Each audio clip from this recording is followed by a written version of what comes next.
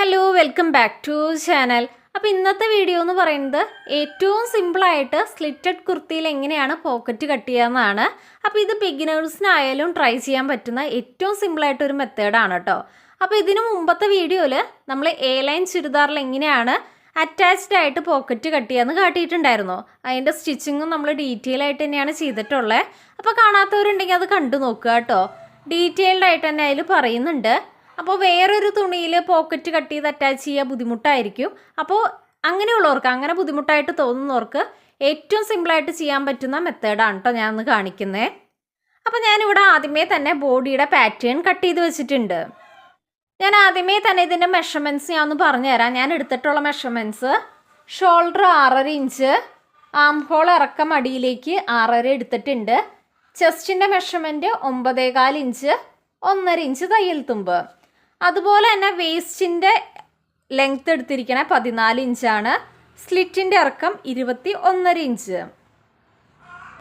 അതുപോലെ തന്നെ വേസ്റ്റിൻ്റെ അവിടുത്തെ വണ്ണം ഞാൻ 8.5 ഇഞ്ചാണ് എടുത്തിരിക്കണേ. പ്ലസ് അവിടെ തയ്യൽ തുമ്പ് കൊടുത്തിരിക്കണേ 1.5 ഇഞ്ച്. അതുപോലെ തന്നെ ഈ ഒരു സ്ലിറ്റ് ഓപ്പണിൻ്റെ അവിടുത്തെ വണ്ണം ഞാൻ എടുത്തിരിക്കണേ 10.5 ഇഞ്ചാണ്. അവിടെ ഞാൻ തയ്യൽ തുമ്പ് സ്ലിറ്റ് അടിക്കാനായിട്ട് 1 ഇഞ്ച് മാത്രമാണ് കേട്ടോ കൊടുത്തിരിക്കണേ. അതിനുശേഷം ഇതിനെ ഒന്ന് ഷേപ്പ് ചെയ്ത് വരച്ചിട്ടുണ്ട്.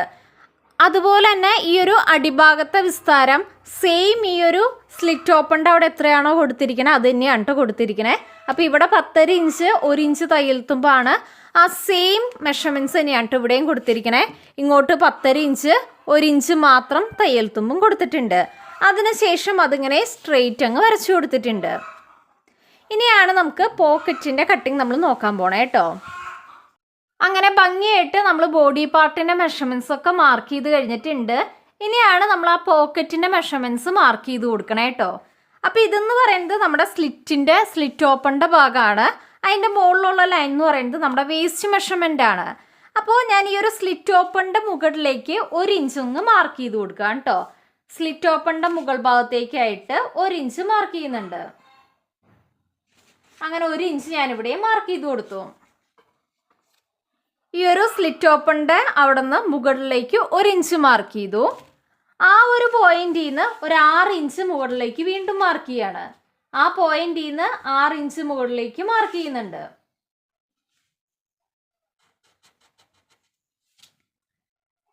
ക്ലിയർ ആയല്ലോ? അപ്പോൾ ഈ ഒരു സ്ലിറ്റ് ഓപ്പണിൻ്റെ ആ ഒരു ലൈനിൽ നിന്ന് 1 ഇഞ്ച് കയറ്റി ഒന്ന് മാർക്ക് ചെയ്തു. ആ ഒരു പോയിന്റിൽ നിന്ന് 6 ഇഞ്ച് മുകളിലേക്ക് വീണ്ടും ഒരു പോയിന്റ് മാർക്ക് ചെയ്തു. ഇനിയാണ് നമ്മൾ ഭംഗിയായിട്ട് ആ ഒരു പോക്കറ്റിൻ്റെ ഷേപ്പ് മാർക്ക് ചെയ്ത് കൊടുക്കണേ. അപ്പോൾ ഞാൻ ഈ വരയ്ക്കുന്ന ഷേപ്പിൽ തന്നെ വരച്ചു കൊടുത്താൽ മതി കേട്ടോ. ജസ്റ്റ് ആ ഒരു പോക്കറ്റിൻ്റെ ഷേപ്പ് മാർക്ക് ചെയ്യാം.